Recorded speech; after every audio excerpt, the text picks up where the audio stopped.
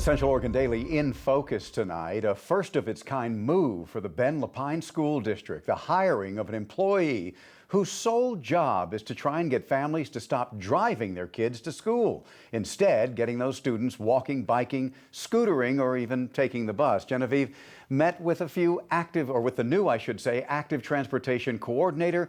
And that coordinator just started this spring. They did, David. They've been in the job for just about 2 months. And it's a tough job taking on the weather, the infrastructure challenges in our city, and the stigma that walking and biking to school is unsafe. Michelle Rhodes, now the driving force for the district and its families to ditch the drop-off. Tired eyes and tiny footsteps.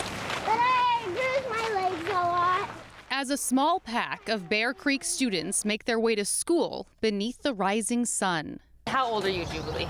8.5. Second grader Jubilee embracing the simple joys of the crisp spring morning.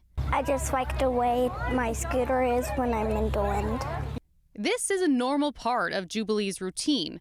Her mom, Kimmy Guerra, telling me they've been strolling to school Every day since kindergarten. However, this morning she's got company.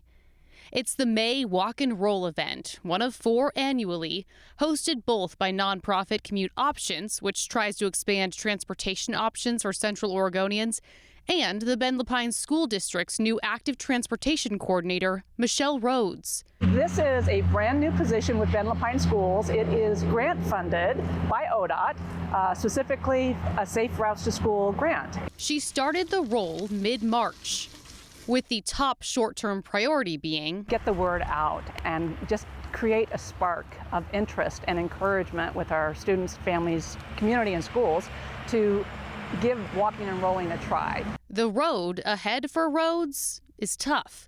She tells me currently 2/3 of the district students come to school by car. Just look at the steady stream of parents during drop-off at Ponderosa as a single example. Aspirational goal is that long-term we will flip that so that 2/3 of our students are walking or rolling or taking the school bus to school instead of by private vehicle. More families doing what Kimmy and Jubilee do daily. It's good for their body, it's good for their brain, it gets them moving, wakes them up a little bit. I'm sure that's good for the teachers too. Kimmy also appreciates the environmental impact. However, she also gets why others can't make it work. A lot of parents, it's just the ease of their schedule, their timing. A lot of people are trying to get to work or whatever they need to get to.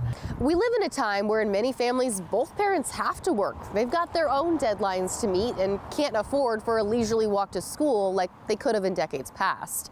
The Bureau of Labor Statistics shows in 1975, about 55% of moms with kids aged 6 to 17 were in the workforce.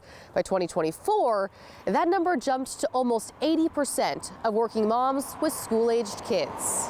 It's a great way to get exercise before school. Commute Options sees it as an opportunity. And it's really great for mental health as well. There's really like a whole host of benefits that come with walking and biking. Saying ditching the drop-off could actually give working parents more time back in their day.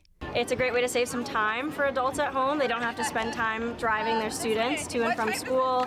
Marika Tamaru is the Safe Routes to School coordinator with Commute Options.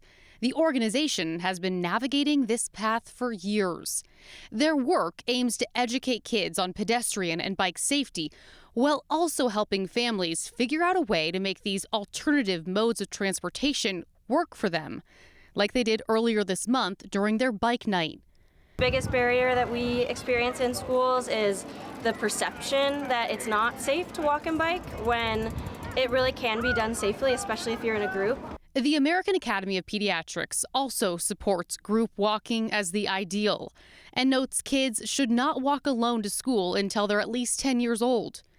The National Center for Safe Routes to School says if more kids walked or rolled, fewer cars would be on the road in school areas, making it safer. Another way to reduce school congestion, more kids on the bus. The National Highway Traffic Safety Administration says school buses are the safest mode of school transportation for students. Marika now works in partnership with Michelle on the shared vision. which for Michelle includes a group option called bike buses. There will be a lot of parents volunteering to help lead that, but I will help the parents organize it. Kids, with some adult assistance, navigating neighborhoods by foot or on wheels and picking up classmates as they go. This video is from the Portland area, where the movement is picking up steam. Good morning, Bike Bus! Let's go to school! The huge bike to school buses that are out there, that seems just so fun and so cool to bring the community together, which I think we need more right now. Even though Bend mom Teresa Reed admits to driving her daughters most days, she yearns for that alternative. It feels like I just get to glide over the ground. Plus, it would provide more opportunity for her kids to lace up their skates and join Jubilee on her scooter. And Michelle notes another big barrier to this goal of switching the narrative around walking and rolling to school is infrastructure, improving and expanding the sidewalks, the bike lanes in Bend and Lapine, and it's something that the district is working on with those two cities. Yeah, I bet they are. And the distance has to be a barrier for some as well here. I mean, absolutely. So Jubilee, for example, she lives really close to school, so it's much easier for them to walk or scooter to school. Right. But Commute Option says that's okay. Another option for those who live a bit farther away, continue to drive, but instead of going straight to school, instead go to a nearby park and then walk or bike the rest of the way from there. That way you'll clear up some of that congestion at the school and also get the added benefit of the exercise. And it really is a good time to try that out, particularly in South County, because Lapine Elementary will have a walk and roll challenge for a week and a half. That is an effort to get families to try out alternative ways to get to school. That starts in about a week. Yeah, and I was going to say, back when I was walking or busing to school, the school crossings and all of the safety features that are built into this infrastructure today really didn't exist. So I think our parents had a little more concern, and justified concern, about us spending too much time too close to the road. Today, I think that infrastructure is much better. Certainly improving. There are definitely spots, especially in Bend and Lapine, that need to see more improvements, but we're certainly closer than we were. Glad to see they're doing this, though, that's for sure. It's great. All right, Darrell's got your forecast.